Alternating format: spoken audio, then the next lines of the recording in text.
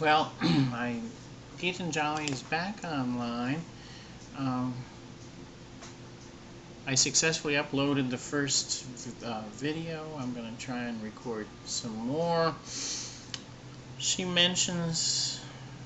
asked me regarding the temperament of Father Dessau. It was a very wonderful priest staying in New York here for um, several years while he studies. But he's lives at a monastery that's only 10 miles or so from Geetanjali in Bangalore. So she asked me how his temperament is, and I said that he's really the most compatible person I've ever met with. Now, the little tinkle is her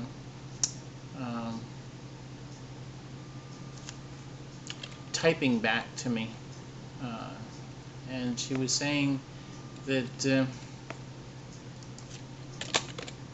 tell me, Geetanjali, we were talking. Well, I said all Catholic. There are some Catholic priests who seem cold or unfriendly, but none of them seem to me as irritating as some of the Protestants, and especially the pastors who are always in your face trying to convert you. And then she mentioned, of course, Geetanjali teaches at a Catholic, a school run by a Catholic order.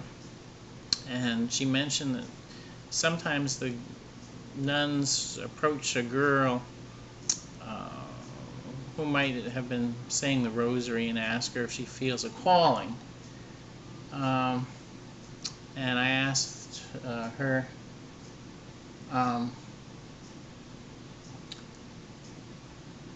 oh, well, Geetanjali said that only one girl mentioned some issue. They don't really come to her. Of course, she's Hindu,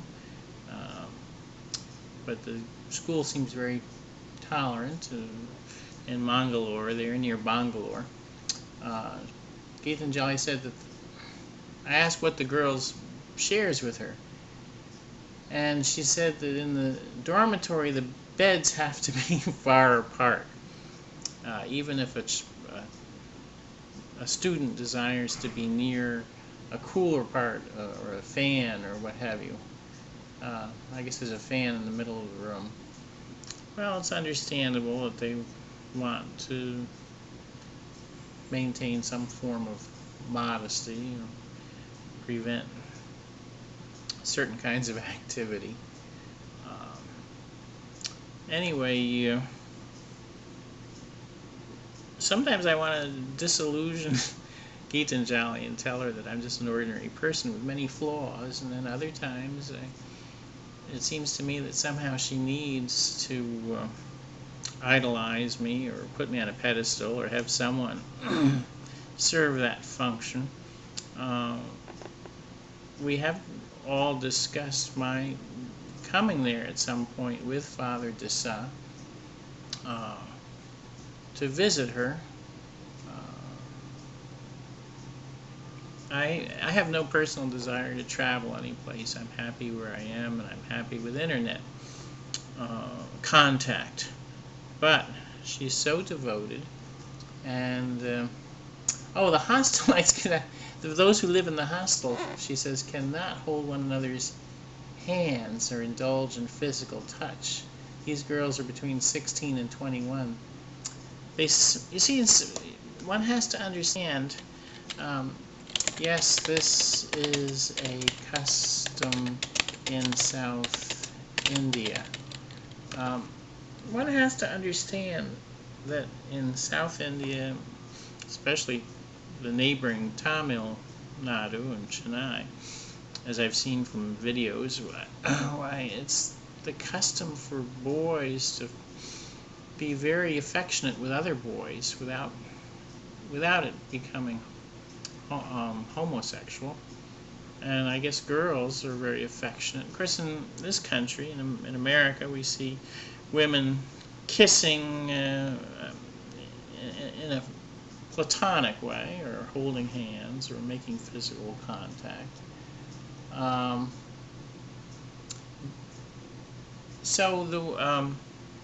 I guess one female student confided to Geetanjali that the nuns are suspicious of behavior that the students themselves would not think unusual. But I had a close friend from Chennai who was working in New York City. He was in his 20s, and he told me that he had a friend come to visit him, and he explained to his male friend, he said, now when you come here you can't touch me or hold my hand. And he said, well, why ever not? And he said, because people will think that we're gay. So it's a cultural difference.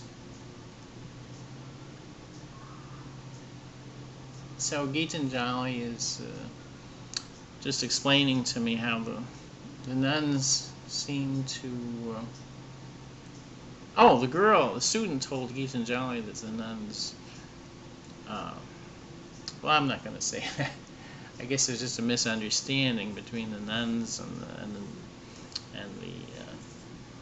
I guess the nuns are not native South Indian. I should ask for that. Are many nuns native South Indian?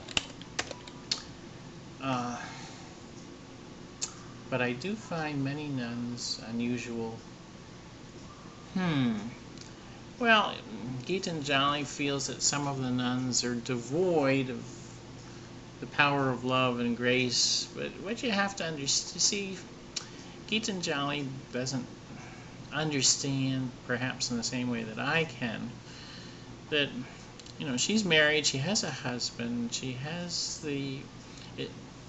sexual activity is permitted for her in her marriage, but someone who takes up a celibate life, whether a nun in a convent or a monk and a brother in a monastery, why, they have no ordained, sanctioned... Geetanjali says they're all the nuns are South Indians. I am recording my explanation right now for you. When a man or a woman is leading a celibate life, then they have to be much more guarded about physical contact, even though things start out as just a platonic, friendly gesture. Why, it can be misinterpreted, misunderstood, and then also there's the cultural difference. Now, Geetanjali has explained to me on various occasions that in South India, husbands and wives do not kiss on the lips in the way that we see in European and American movies. So, there are cultural differences from region to region, culture to culture, in terms of what's socially acceptable and what's socially unacceptable. Of course, you see Hasidic Jews, Orthodox Jews, and a male will not touch a female who is not a relative or a spouse or a child. And at parties or weddings, there's a sheet dividing the men from the women. Oops, time to stop broadcast.